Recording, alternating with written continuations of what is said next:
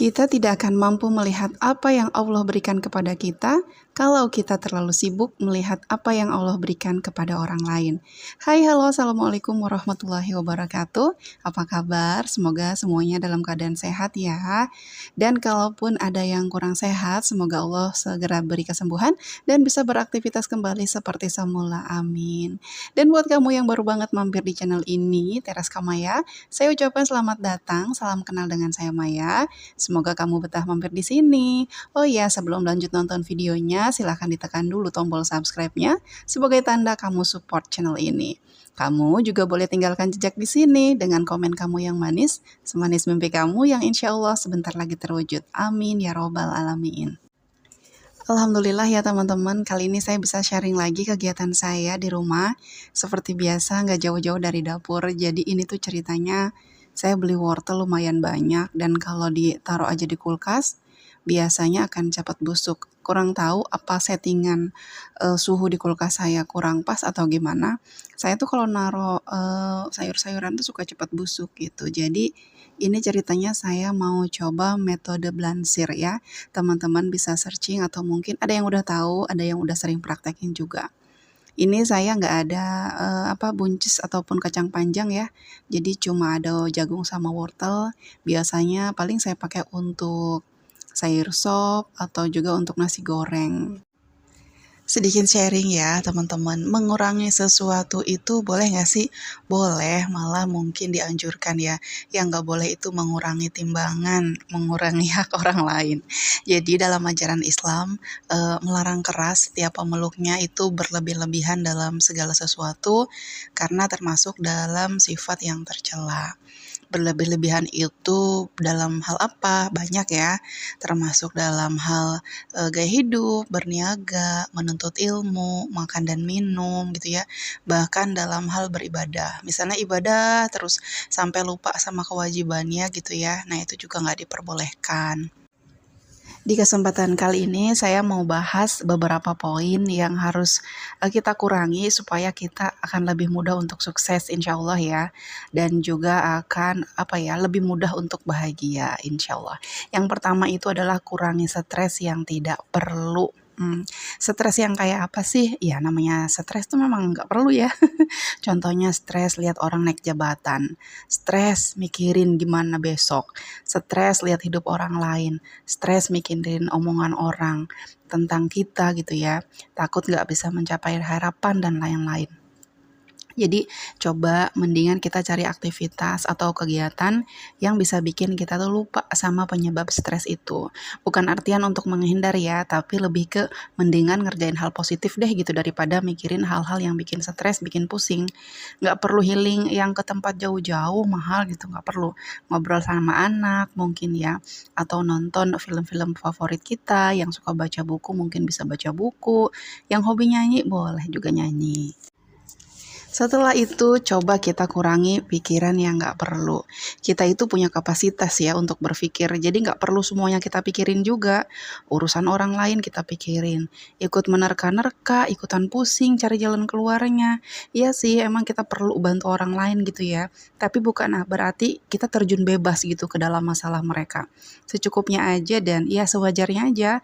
Karena kadang-kadang seseorang cerita sama kita tuh bukan mau minta solusi, tapi lebih ke kayak yang penting didengerin aja deh gitu, kayaknya udah plong gitu ya. Selain itu, nggak usahlah nyeselin masa lalu, apalagi menyesali keputusan-keputusan yang udah kita buat. Ya ampun, kenapa ya dulu saya nggak kepikiran ke sana? Kenapa ya dulu saya milih yang ini? Kenapa nggak yang itu sih? Sudahlah teman-teman, pikiran-pikiran seperti itu nggak akan merubah keadaan. Apapun yang terjadi, itu semua atas izin Allah. Satu hal lagi, nggak perlu mikirin terlalu detail tentang masa depan. Masa depan itu belum tentu jadi milik kita kok. Mempersiapkan boleh, tapi nggak perlu terlalu dipikirin yang sampai segitunya juga. Fokus aja sama yang lagi kita jalanin sekarang. Dan jangan lupa syukuri dengan apapun yang lagi kita punya sekarang. Selain itu apalagi kurangi nongkrong yang nggak perlu. Wah, dibuat anak-anak yang tongkrongan ya. Cari temen tuh yang positif. Cari temen nggak perlu banyak-banyak gitu ya. Tapi nilainya bagus-bagus. Jadi cari yang lebih dari kita. lebih religius, lebih semangat, lebih sabar, lebih kuat, lebih pandai bersyukur, lebih optimis kayak gitu ya. Supaya apa? Supaya ketularan sifat-sifat positifnya ya teman-teman. Nggak usah banyak nongkrong, apalagi kalau kegiatannya cuma mau gibahin orang, ngeluh masal, adu nasib, cerita tentang kesedihan masing-masing, dan lain-lain. Duh, kalau kita banyak nongkrong dengan teman-teman yang kayak gini, kapan kita mau majunya? Udah mau 2024, masih mau makan bangkai saudara sendiri? Masih mau ngeluh sana-sini? Enggak kan ya? Lebih baik cari tempat nongkrong yang akan bisa bikin kita tuh tambah pinter, tambah keren. Misalnya kayak ke tempat kajian gitu ya, ikutin seminar-seminar. Pokoknya yang bikin hidup kita tuh maju lebih baik dari kemarin. Berikutnya yang gak kalah penting adalah kurangi khawatir. Rasa khawatir ini bisa makan banyak energi kita ya. Jadi khawatir nggak bisa jadi ibu yang baik, khawatir nggak bisa bahagiain anak-anak, khawatir ini, khawatir itu, nggak perlu ya teman-teman. Hasbunallah wa ni'mal wakil, ni'mal maula wa ni'man nasir. Nggak perlu khawatir akan masa depan. Hidup kita ini udah ada yang mengatur. Bahkan daun yang jatuh dari dahannya itu semua atas izin Allah gitu ya. Tenang aja, teman-teman aja naik pesawat bisa tenang, bisa tidur, padahal nggak kenal pilotnya ya. Atau teman-teman yang mungkin pulang pergi kerja, atau mungkin adik-adik yang berangkat ke kampus gitu ya, pokoknya ibu rumah tangga yang bolak-balik naik angkot ke pasar gitu ya, bisa tenang kan, duduk gitu ya di angkot, duduk di mobil, bahkan mungkin kalau jauh bisa tidur. Padahal kita nggak pernah kenal sopirnya. Masa ngejalanin hidup yang kita udah jelas-jelas kenal kan sama Allah yang mengurus kita. Jadi tenang aja. Yang berikutnya adalah kurangi bicara. Nggak ada orang yang nyesel karena diamnya. Tapi banyak banget orang yang nyesel karena terlalu banyak bicara. Orang mau selamat atau celaka itu karena ucapannya ya. Bicara yang baik-baik karena ucapan itu adalah doa. Kita perlu tahu apa yang kita bicarakan, tapi nggak perlu bicara semua yang kita tahu. Kita bisa dimusuhin banyak orang karena kebanyakan bicara. Kita bisa dijauhin orang karena kebanyakan bicara. Kita juga bisa jadi pembohong karena mungkin kebanyakan bicara. Banyak banget mudorotnya dari kebanyakan bicara ini, gitu ya. Coba sekali-kali belajar gitulah. Kalau bicaranya untuk bercanda-canda nggak apa-apa, tapi hati-hati banget karena dari bicara ini takutnya gitu ya. Kita itu malah bicara yang nggak bener keadaannya supaya orang-orang ngerasa bahwa saya pinter, akhirnya bicaranya aneh gitu kan. Ngada-ngada supaya orang-orang pada ketawa, akhirnya saya berbohong, seolah-olah itu memang kejadian padahal enggak gitu ya teman-teman. Jadi diri sendiri aja, kurangi bicara karena itu akan kelihatan lebih anggun juga ya kalau untuk perempuan. Masya Allah, Allahumma sayyiban nafian. Teman-teman di sini saat saya lagi voice ini, di luar hujan, alhamdulillah, Masya Allah. Mudah-mudahan kita dapat hujan yang bermanfaat ya. Setelah bisa mengurangi bicara, kita mau ngapain lagi? Ayo kita kurangi makan.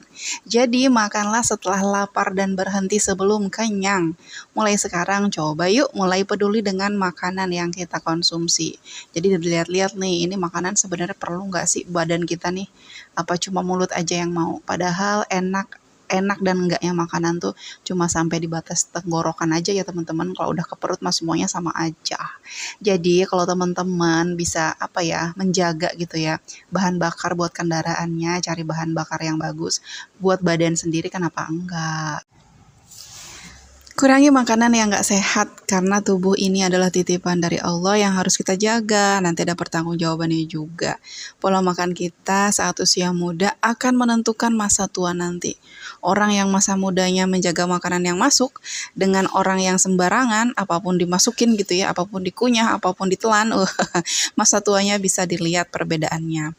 Pernah nggak kita lihat ada orang yang udah sepuh tapi giginya masih bagus, rambutnya masih tebel gitu ya, masih aktif, masih lincah, masih bisa pergi kemana-mana, ketawa, ngobrol sama cucu cicitnya gitu. Nah itu pasti mereka adalah orang-orang yang waktu mudanya itu menjaga makanan, menjaga pikiran, menjaga bicara. Wah semua ya udah dirangkum deh di situ.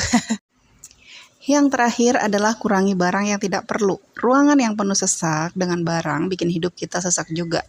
harus punya waktu buat bersihin, buat rapihin, belum lagi kalau harus ada perawatan khusus ya, kayak misalnya di servis. Nah, setelah kita mengurangi barang yang nggak perlu, penting juga untuk kita mengurangi beli-beli barang yang nggak perlu. Karena jelas percuma ya teman-teman kalau kita udah capek-capek keluar-keluarin barang atau dalam gaya hidup minimalis disebut decluttering ya. Udah capek-capek, malah nambah barang baru lagi yang belum tentu dipakai juga. Jadi itu sama aja bohong. Oke, sampai di sini dulu video kali ini. Semoga bermanfaat. Makasih banyak buat teman-teman yang udah berkenan nonton sampai selesai. Jangan lupa like, komen, dan subscribe bagi yang belum. Tereska Maya pamit undur diri. Assalamualaikum warahmatullahi wabarakatuh.